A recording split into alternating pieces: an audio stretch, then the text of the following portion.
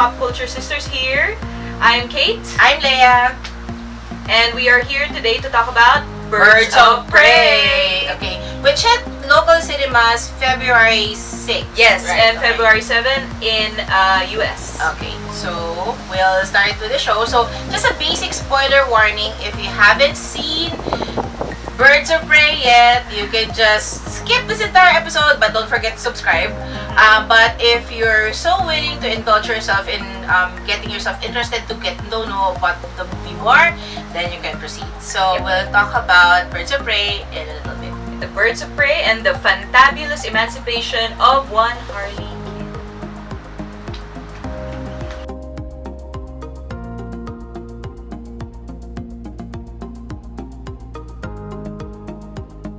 Alright, some basic information about this movie. As was mentioned earlier, it came out here in the Philippines on Feb 6 and it came out internationally in the US on Feb 7. Runtime is 1 hour and 49 minutes, which is what? Really short for a superhero film? Yeah. I mean, it's almost like a horror film. Just added 19 minutes to it, and I think 5 minutes of that is the credits. So, quite short. Rating on Rotten Tomatoes is actually 81%. Oh, that's high. Which is quite high. Yeah. Considering that when we watched the movie together, the cinema was quite empty. Yeah, but we will discuss that a little bit more later. So Yeah. if you're not aware of who Birds of Prey is, it's actually a DC property. Yep. Comics, and it stars Margot Robbie. Who's recently nominated for her performance in Bombshell, but that's going to be discussed, which we discussed in a previous episode. Yes. And it also stars Rosie Perez. Yeah. Mary Elizabeth Winstead, if you're not familiar with that actress, she is Ramona in Scott Pilgrim vs. the World. And Yep. then it also stars Ewan McGregor as Ramon Sionis, which is the bad guy. He's the big bad for Yeah. this one. We also have Journey Smollett Bell in the character of Dinah Lance, Black Canary. Yeah. Mary Elizabeth Winstead was Helena Bertonelli, the Huntress. Yeah. Rosie Perez played Renee Montoya, Yeah. who is a detective in the film. And we also have Ella J. Basco playing Cassandra Cain. She is Filipino-American, so Yeah. So we have, and then there are also appearances by Ali Wong, which rounds out the ensemble. And as you can see, that this is a majority female cast-driven movie. Yeah, and the director is also Female. Yes, Kathy Yan. Yeah, Kathy Yan, and it's also written by a female. Yes, a female writer, which is Christina Hudson. Yes. Yes. So it's an all-female cast and crew. Produced by Margot Robbie as well. Yeah. So she now has PGA credits. Which I suspect, which is why this movie was made in the first place. Okay. Because she produced it. So good. So at least I know the basic info about the movie. So we will start talking about what we did like about the movie and what we did not like much about the movie.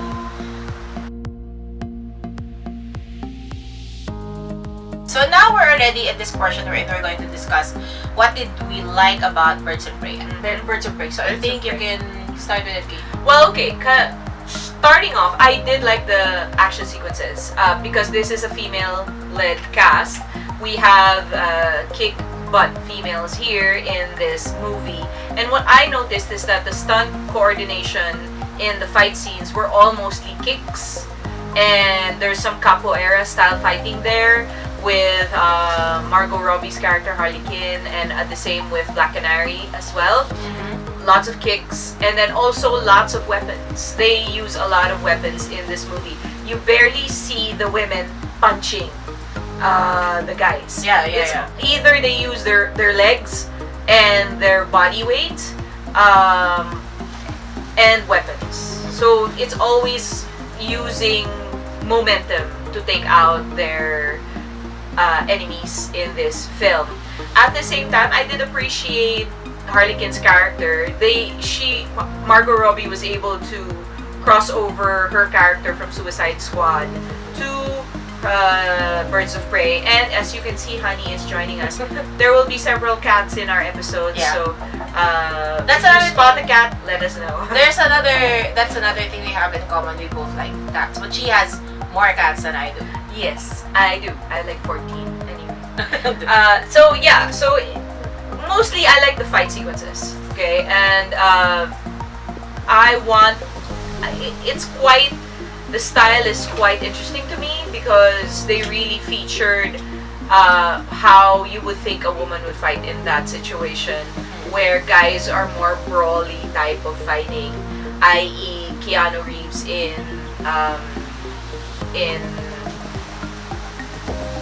I'm John blanking. Wick? John Wick.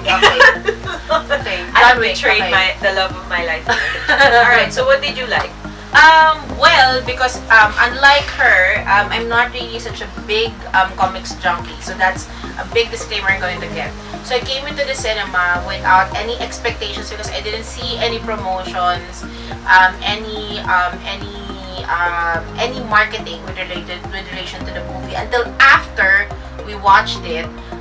So I had it's an open well. So I liked about the movie is that for a backstory movie, which sort of gives more space into Harley Quinn's character, it was so much in character with Harley Quinn. Yeah. In terms of, and some people might find it confusing in terms of the storyline telling, but it actually makes sense when you watch it, and it makes really perfect sense in terms of it's both a backstory and at the same time coming into your own story. Yeah. So which I really liked for this. So that was the entertaining part. Any movie that puts women at the forefront, that gets a plus for me. Yep. But it doesn't necessarily mean I want to take it still, but it has a big plus because especially in a very male-driven showbiz world, Definitely in the comic universe. yeah, it really takes a lot for female characters to be at the forefront. So seeing that that come to fruition is something I really liked about how Birds of Prey. So that was that, and I like the soundtrack. I really gravitated a lot to the soundtrack in the movie, and it was neatly placed, nicely placed. And I agree in terms of the stunts. I also like the action sequences, and then but it's the little parts. That's the problem with. I like little parts in the movie. Yeah. There were two scenes that I really particularly loved in the movie, which I kind of snickered a little bit because I liked it. Which One is the breakfast, the egg sandwich. Oh, the egg sandwich. The egg sandwich. When I saw that episode, I was like, or that bit, sorry. I was like, This was when she was hungover, right? yeah, she was hungover. It's like, I want an egg sandwich too. An egg sandwich too. And that, in the same specific way the Harley Quinn asked for the movie is that. So that particular bit about the sandwich, I Yeah, like. and it was kind of food porn too, because Yeah. they were really focusing on how the sandwich was being made. So you understand her obsession for the sandwich, which Yeah. is a good thing. I think it's a good cinematic thing because she talks at length about the sandwich, and there is a part in the movie that actually, that actually serves as a motivation for her. Yeah. Hating one of the characters because of what happened with this The sandwich. sandwich. Okay, so it's kind of that. So you understand why she would be obsessed with it. And as it like flew and hit the ground and the parts scattered, you're Yeah. like, oh my god, that part. the pieces of bacon. I was like, if I were in that particular shoes, I'd probably do maybe half of what she's done because I'm not physically able to do something to any of the people who really ruined her sandwich, but you're going to get a hissy fit from me. Yes. So that's one of the funny parts that I found in the movie that was really interesting. And then the second one is how the Huntress character, the backstory. There were certain Mary Elizabeth Winstead. I've been a fan of hers since Scott Pilgrim versus the World, and I like how she's she really approaches her stunts with a certain sense of dance. And there was this one moment wherein she looked like as if, wait, you guys are expecting me to be friends with you? And I like how sarcastically she delivered her look. Her sarcasm was really on point. And then, don't expect me guys to reunite with you. And then when Harley Quinn mentioned that, well, you have no choice. Each and every single person of these guys are also hunting you. Yeah. So that particular thing was also really interesting in the sense that I gravitate towards small moments in the movie. So it really adds a little bit of spice for me if you make me laugh a little bit, even at the most mundane scenes. So that's why I like some of the parts that I like. And she brought her comedic chops when she was practicing in front of the mirror. Right. Yeah, that part. Do you know what I am? That's actually the scene that I love the most. Like, do you know who I am? Like, do you know who I am? I'm practicing like my bravado speech. It was so good because you know, and the thing is, Black Canary actually says, "Oh, I like her. She has rage issues," and it's really funny because you see her and she's like really an awkward. She plays awkward. Almost psychotic character. Yeah. Really well. See, this is what I was saying with Charlie's Angels. Okay, but do you see what I mean? Yeah, but anyway, that's a different. That was talk behind the scenes when we were like putting this episode together. Yeah. And the thing is, I think the humor is on point, but it could have been a bit more. They could have used it a bit more because Harley Quinn is actually a Harlequin, right? And what I liked is when she mentioned that Harlequins cannot function on their own because they need a master. Yeah. The function of a Harlequin is to follow their master. Yeah. And that really hit hard because I think if you've ever gone through a breakup, you feel that. It's almost like you've been together with this person and then suddenly you're not together anymore, so you don't know how you would function or move forward from there. Yeah. So you really see when she was drunk at the bar and she's like, we broke up. You know, so it's kind of that. Oh, by the way, the lipstick was on point. That movie. Yeah. Very, very on point. Very expensive lipstick, I'm pretty sure. Yeah, looks very on point. Okay. So that's what we liked about the movie. So Kate sort of like already gave an idea some of the parts that we didn't like about the movie. So we're going to talk about it immediately after. Yep. Alright, things we did not like. So Leia, take it away. Well, one, there was a lot of unnecessary violence. It was good enough at some parts, but it was really, I mean, it made sense for the movie, but there was overkill. I mean, if you really wanted to put a female-driven movie that highlights strong female characters, you really don't need a lot of punching to do that. I think the best case why I felt that the violence was too much, at least for my taste, is because there are strong female movies that really puts the character in front without having the need to really use the physicality to portray strength. A good example is Ocean's 8. Oh, yeah. There wasn't any strength building or any muscle or physicality towards the movie. Yes. Yet all of those 8 women were strong in their own right and could hold their own. Yeah. So that's one of the things that I didn't like about the movie. Second is that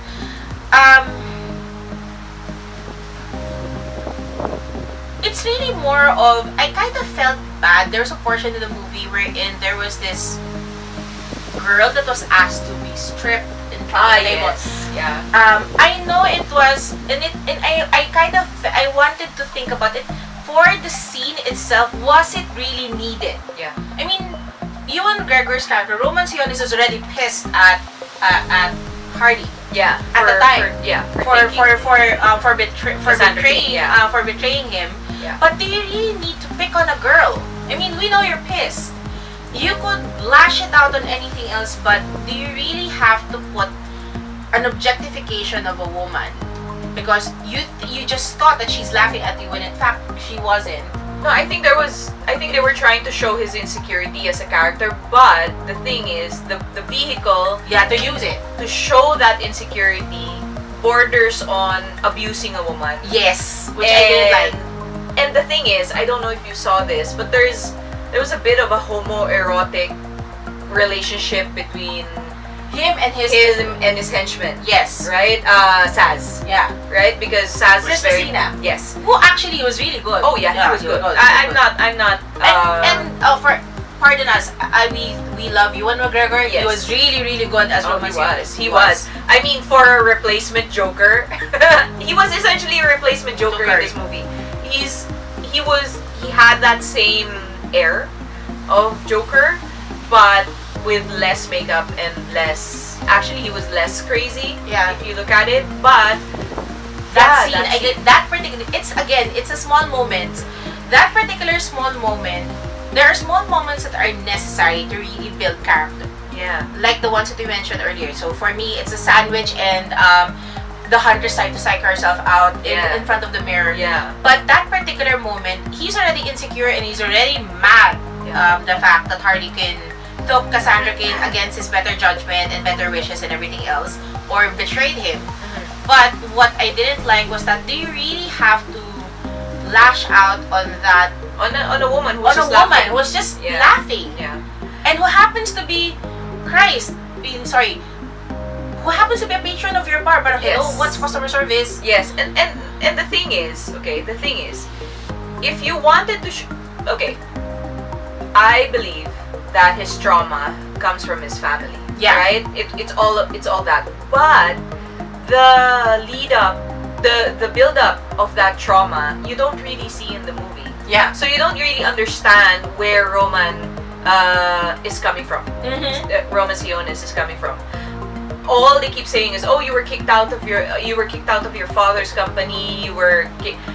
I would have liked to see maybe a phone call from his father or something. At least even a small suggestion. Yeah, that shows him being put down, so that you see where his psychosis is coming from. Because Harley Quinn, who is a psychiatrist by profession, does explain why he's like that. But see, that's more telling than showing. Yeah. You're using narrative device to explain to the audience why this man is psychotic. Yeah. And then you take it all the way there by asking a woman to stand on a table and dance and essentially have her dress ripped off of her. Yeah. That's why did you have to do that? Yeah. Right? Because the Joker would not do that. The Joker will just kill you. Yeah. Right? I would have respected him more if he just killed someone there in the corner. Yeah. You know, I would have understood his character more. Not respected, but understood his character more. I lost all sense of his character when that happened. Yeah, so that's one. That's a problem. I gravitate towards small moments, both good and bad. Yes. And the second one, which I kind of feel bad a little bit for Italians. I don't know why. Every single major movie always depicts Italians as villains. Mobsters. I mean, from The Godfather. Yeah. I mean, guys, they really want to be pictured that way. Every single Italian that you're going to be seen in front of, most likely you're going to be part of a mob. It's like Asians being typecast as yakuzas or drug lords or which was also shown in the movie, by so that's kind of weird. And thank God, for example, for crazy rich Asians who actually sort of like pave the way. Hey guys, Asians are not like this. Yes. We have hopes and dreams too. Yes. And I'm sure Italians would have hopes and dreams too. I hope there's also going to be, for purposes of representation in general, but that there's going to be a moment wherein even Italians are pictured in a different light. And they have such a rich history. I don't want to see an Italian and just think, okay, potential mobster. Yeah, and it was an easy plot device Yeah. to move the story forward. which makes me question the writing, because it's easy to just say mobster family, you know. It's that. There could have been more of maybe use the Sionis family instead. Yes. Of the Bertinellis, Yeah. right? So that you could really see why Roman wanted the diamond. Because Roman wanted the diamond for the money, Yeah. because there are bank encrypted codes in the diamond to get the Bertinelli fortune. Yeah. But the thing is, Roman is rich. That's kind of weird So, as well. you know, what if, this is my thing, is what if Roman was kicked out of his family, right? Yeah. Meaning he loses his access to his family money, Yeah. right? So, to be able to gain that, he knows his father has a diamond with codes, Yeah. which is why he wants the diamond, so that he can get the money, because Yeah. he's been cut off. Yeah. Instead of using, because they used the Bertinelli family as a vehicle to introduce Huntress. Yes. Which you don't have to use that as a vehicle to introduce Huntress. You could have Yeah. introduced her a different way, Yeah. right? She could have been working for Sionis, which Yeah. which was what they were saying in the first place. Mhm. You know? Oh, they did? Okay. Yeah, no. I mean, they were alluding to it, Okay. right? That she's working for Sionis, and then they realized, oh no, she's not working for Sionis. She's a rogue agent. She's doing it on her own. She has her own kill list, Yeah. right? So it's kind of that. It made the story muddled, because you're going from different angles. You're introducing these characters in 1 hour and 49 minutes, which Marvel, when introducing a new character, gives them a movie Yeah. to introduce the character fully, so that when they are in something like Avengers Endgame or any Avengers movie, you understand who they are. You Yeah. don't need to explain anymore who they are. Mhm. But see, here is like DC is making a mistake of putting an ensemble cast together without prior notice, and you are relying on an unreliable narrator to introduce them all. Yeah. And I mean, I love Mary Elizabeth Winstead as the Huntress. Yes. If I were to compare her between her and the actress who did the Huntress role in the first season of Arrow, oh God, I mean, I can just imagine Mary Elizabeth Winstead would have killed that role, so that it would have possibly been a series regular. Yeah. Because You can just cross over. the backstory is the same. I mean, both the Bertinellis in both the movies were really obvious Italian mobsters. Yes. But the difference is that the Huntress that was on the TV set was really more of, I hate my dad. Yes. She's placed me in a position wherein I don't want this life, but I've grown into it. I was trained into it, so I don't have a choice except to really live out a legacy that was passed on to me without by my own choice. That is DC's problem. That's But DC's problem, because they have such a great TV presence, Yeah. right? They don't cross over their characters into the movies, right? They did that with The Flash. But they recently did Ezra Miller crossing over to the Flash. Well, But it's really a nice. it was a miss, because it was already a missed opportunity. Fans were pissed because they didn't use Grant Gustin. Grant as the Flash in the Justice movie, League the movie. Justice League Yeah. movie. So it's as a concession to the fans, let's cross over. Yeah. You know, it's too late, too little, too late. Yeah, and that's the funny part. I mean, they're really good backstories for each of the characters, and then I don't know where the writers from both the DC universe, in the movie universe and the TV universe, sort of not aligned Yeah. on things. And Yeah. I think since you brought up Marvel, while Agents of Shield, I love them to death. Yes. But they're not as strong as DC when it Yeah. comes to the show presence. But what they do successfully is that the Mo Tancharoen, and then it's not Joss Whedon. Her husband is the other Whedon. Yes. I'm sorry, I forgot your name. But both of you guys, I would want to credit that you still stick in the sandbox. That's the reason why, because of Agents of Shield, we're going to get an Inhumans movie. Jed Whedon? exactly? Jed Wheeler, okay. So, it's Joss? It's Jed. Jed? Jed Yeah. is the husband of Mo Tancharoen, who's also the co-series creator for Agents of S.H.I.E.L.D. Okay. So because of that particular show, the concept Yeah. of Inhumans was introduced. So that's the reason why we're going to get an Inhumans movie in Phase 4. See? Because they know how to cross over. Yes. They know how to use their TV property for their movie properties, right? Even if their TV properties are not as strong as their movies, they are willing to cross that over. The thing is, DC is not crossing over what is already strong. Yeah. They started TV strong.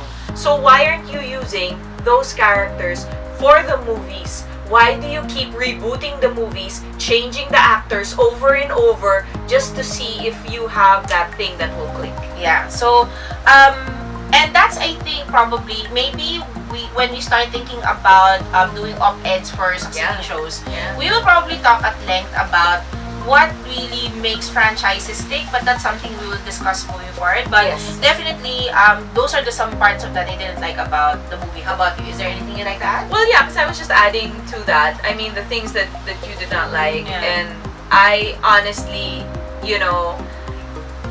I would have wished Jared Leto was there. I would have. I like him. Yeah. But apparently, he wasn't easy to work with. That's why he was kicked off of.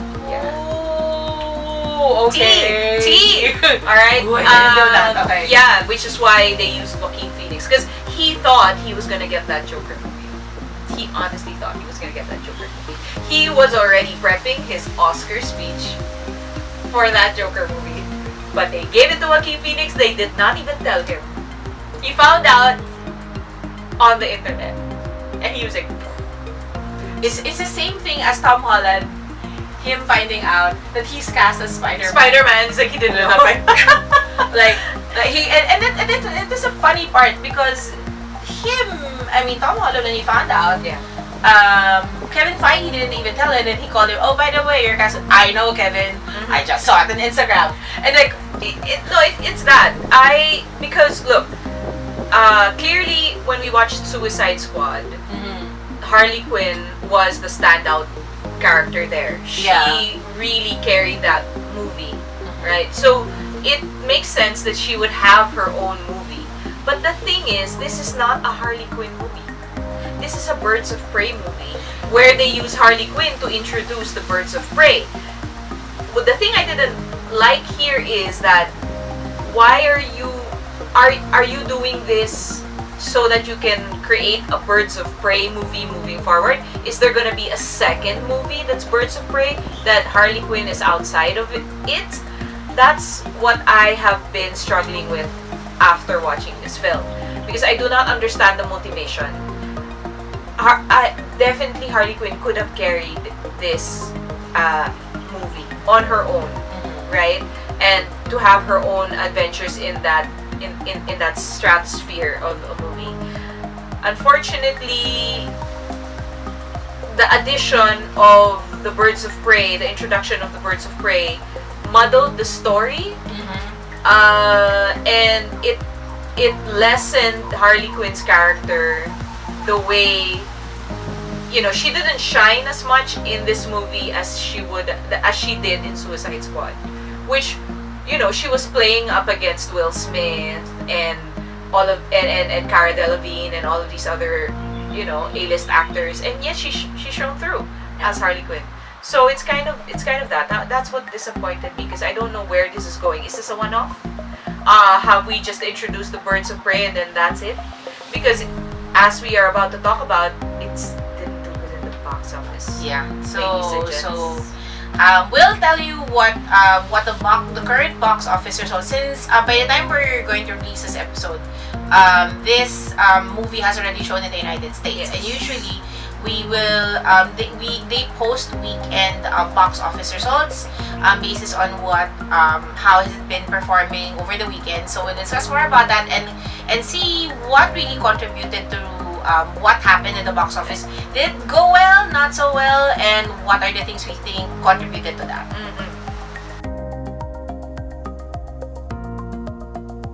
So we're now going to talk about how it performed in the box office, okay? Give us the numbers. Alright. Budget for this film, $97.1 million. Wow. Okay. So, not bad, right? I mean, it's a superhero film, so 100 million. That's is usually ballpark. It's But of ballpark course, if it's figure. Marvel, it's more than that. Yeah. But yes, this is the ballpark figure if you're doing a superhero movie of any sort. Yeah. Right? Now, box office results is that it only made 33.5 million in the box office so far. And that is not even half of the budget. That's only a third of the budget. It only made 13 million Friday weekend. So that is very, very painful to hear, especially when it's a female-driven story, because what that's going to tell the executives is that we cannot release female-driven stories because they are not going to make money.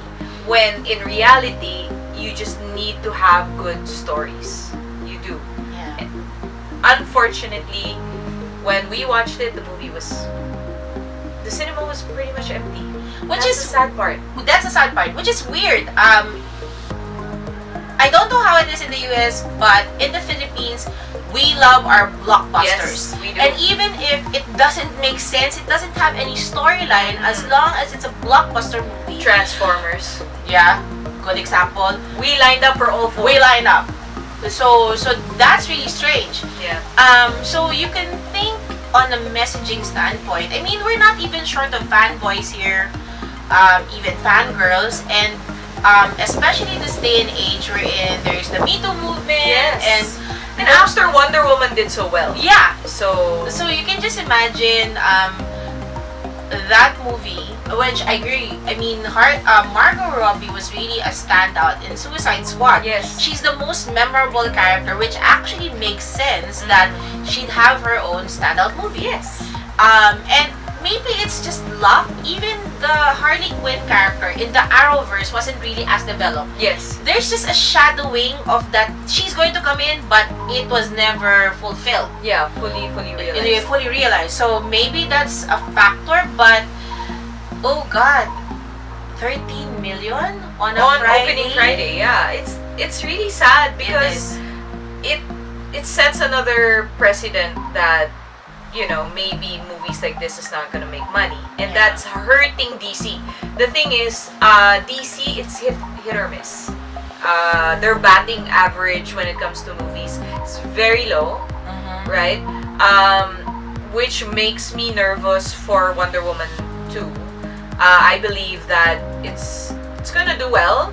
I think so. I wanna see where that goes. But going back to Birds of Prey, the reason why I knew that this was going to flop in the movie theaters is because when the trailer hit. Because when you watch the trailer and you watch the movie, the trailer does not show you what's in the movie. Yeah, and It's very misleading. yeah, so I agree. Like what I said earlier, I didn't know anything about Birds of Prey. It wasn't really in my radar, so to speak. Yeah. So after we watch the movie, that's how I normally do. After I watch any movie in general, I start obsessing about marketing materials, how did they promote the movie, and so that I get more compassion towards the process that they went through. I mean, it's not easy, regardless whether it's a big budgeted movie or even an indie film. I'm sure everybody labored to make sure they want to churn out a good product that would sell. Yeah. And the first trailer, I agree, it didn't make sense. Yeah. It's the second trailer that made sense, and I kind of felt bad in a way.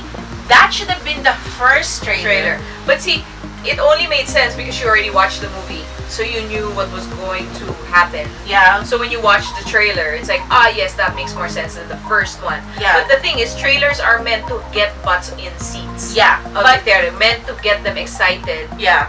to watch the movie. But I will digress. It made sense to me because it made sense to me in the sense that had they shown the second trailer as the first, that would have gotten people to seats because there was a clear idea of the movie itself. Yes. It was right off the bat, within the first 10 seconds of the trailer, it was shown that I broke up with the Joker. Yeah. So that was very clearly articulated in the second trailer, not the first one. So screw the first trailer. That should have been the second trailer, Yes, not yes. the first. So if I and that when I said it made sense. So it was very clear in the second trailer, which is kind of shorter than the first, that it was established that Harley Quinn broke up with the Joker. Yes. Her new bad is Roman Sionis. Yeah, the people it was were coming there after her. Yeah, and then each of the characters featured in Birds of Prey had their own title moments in the trailer, and then there was a unison part wherein guys are after us, might as well fight them all. That's the kind of trailer you would want to get people going to the cinemas Yes. to sit. Yes. Then the first original trailer would have been a palate cleanser just to increase the anticipation. Yeah. So I have a feeling, or this is my gut feel, that part of the reason why it didn't become successful is that the marketing was off. Yes. Because, like what I said, Filipinos love blockbusters. And the cinema that we went into only had like 10 people.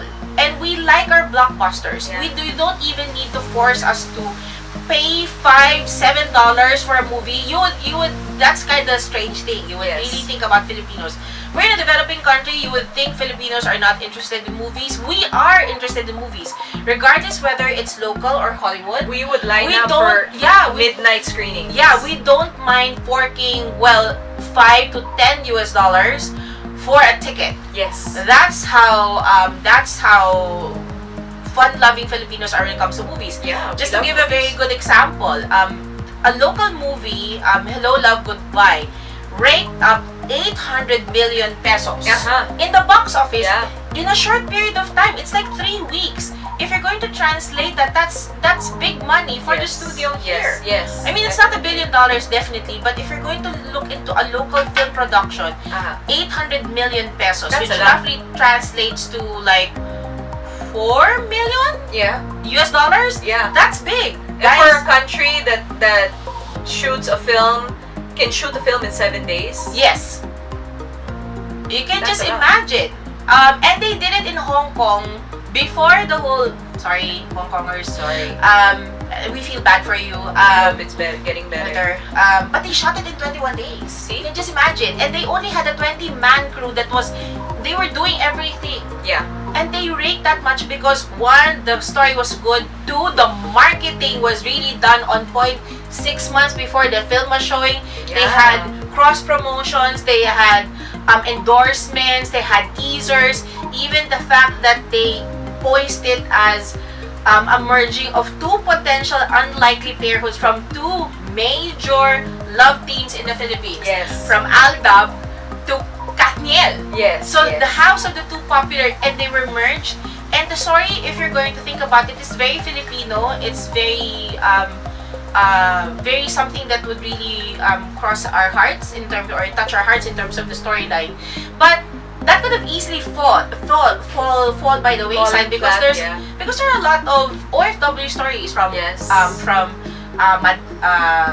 the one that Sharon Cuneta did. I can't remember when she shot it in London. When she was a Caregiver. No, the Caregiver. caregiver. So that particular movie. But you can just imagine. I mean, we love our blockbusters.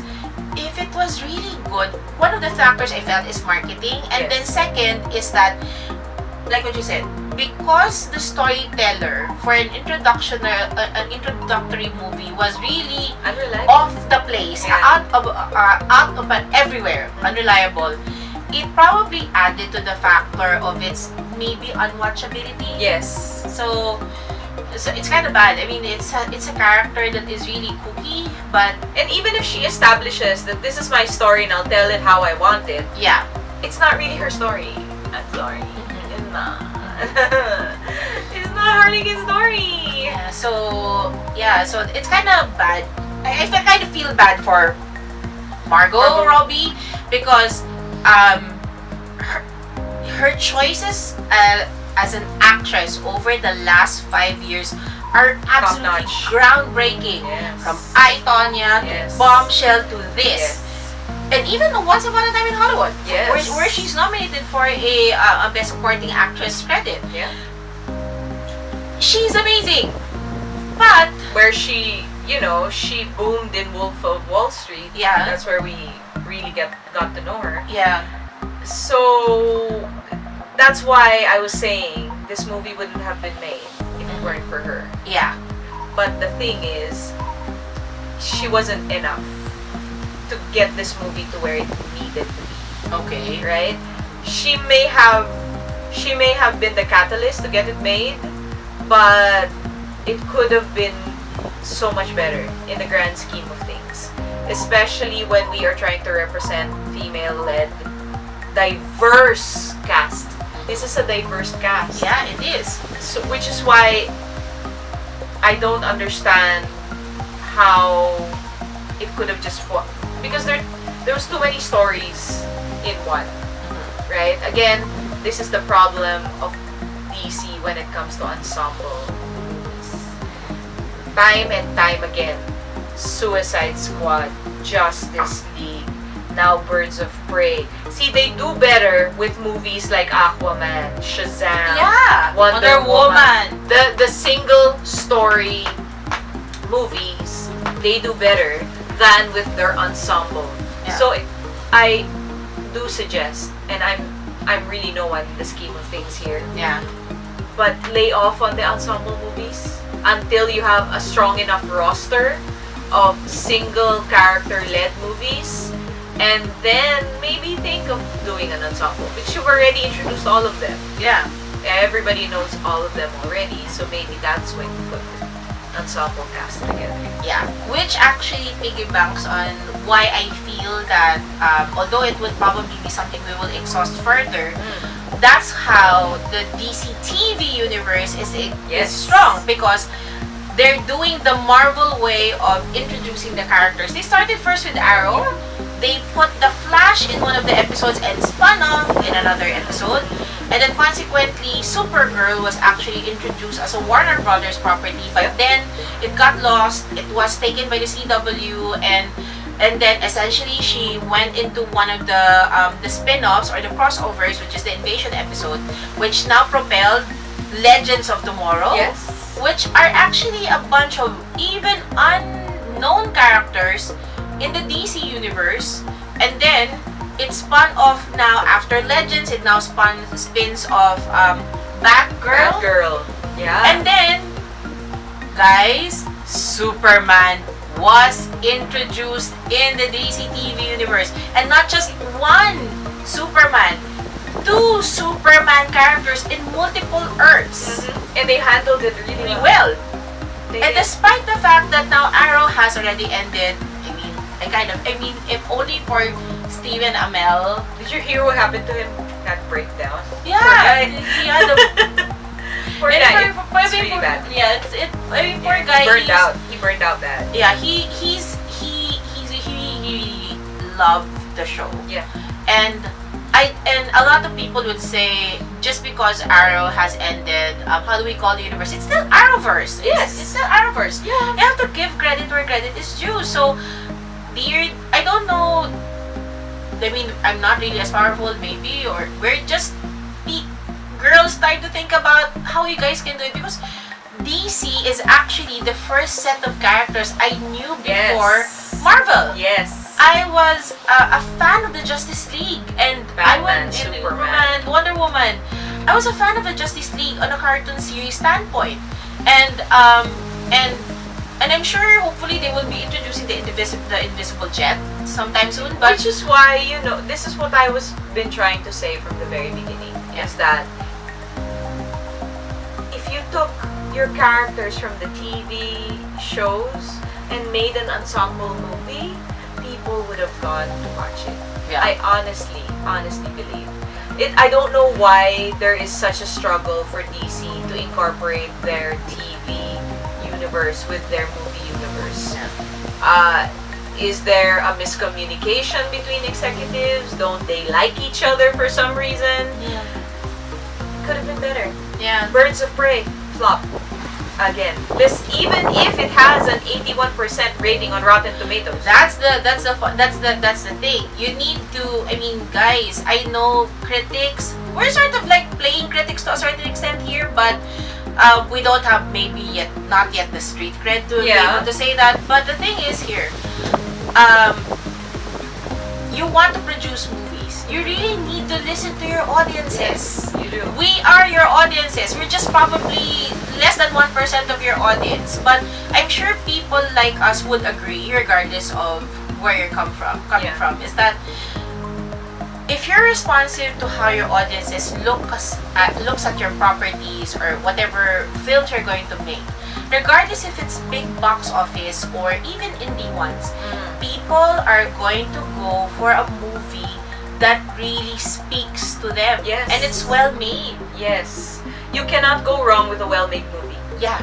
Even if the actors are unknown. Correct. If the movie is well-made, people will watch it. Yeah. Word of mouth alone will get people to watch that movie. Yeah. That's going to be another argument that we're going to have in the future. Yeah. Casting choices. Yeah. Which is actually, I think that's one of the reasons why you felt that the box office take of Birds of Prey wasn't enough because of the casting choices. Essentially, yes. Because if these characters were introduced individually, then maybe when you put together an ensemble, then we would have had enough emotional attachments to these characters to be able to appreciate them all together. Okay, so since you've already shared our thoughts about Birds of Prey, so how do we move forward with this? So we are going to give our recommendations whether or not you should watch the movie or check it out in the cinema. So let's start with you, Kate. For me, save your money. Wait for it to come out on TV, or maybe watch it on a plane if you're traveling. It's probably gonna be there. It's hard for me to say, but don't spend your hard-earned money on this one, because as much as I want to support female-led films, I would rather put my support where, when the story really calls for it, when it's the hill I want to die on. Yeah. And this is not the movie for that. So unfortunately, I also have the same thought process. Save your money. There are far better movies you would want to put your cash in, and wait for it to go on streaming services if you're subscribed to that, or wait for it in DVDs or just hit it on a plane. But story-wise, because it came in without any expectations, it's really something that's good to consider. Yeah. If you really want a good introductory story, despite having a really confusing storyteller, it is actually good. So but definitely on a money standpoint, we don't want to recommend it. Just try to look at it from your regular streaming sources when it hits itself, or buy a DVD if you feel like cashing in on that as well, or just hit it in other places where you can possibly watch it, Yes. or without really having to spend Money. Yeah. Like if so it's already there, like if you were, clicking through the movie through your TV channels, and then it suddenly pops up like HBO or like something. HBO, or maybe it might be on Netflix or something. Yeah. At least, put it on your queue. Yeah. But I mean, you're subscribed anyway, so yeah. So going to the theater for this one, no, not for me. And for me as well. Yeah, sorry. Well, this is it for our Birds of Prey, the fantabulous emancipation of one Harley Quinn. These are our thoughts, and we hope to hear from you down at the comment section. What did you think? Did you like the movie? Did you like Margot Robbie's performance in this movie? And if you want to watch something that has Margot Robbie in it, I suggest check out Hot Ones. She's the current guest on Hot Ones. So please make sure to follow us on all our social media, Instagram, Facebook, Twitter. We have all those links down below for you, and then we will be waiting for you for what you think in the comments. Please click subscribe and hit that bell button. So that you get updated on the latest content from Pinay Pop Culture Sisters. So that's it for now. So I'm Leia. I'm Kate. So see you in the next episode. Bye! Bye!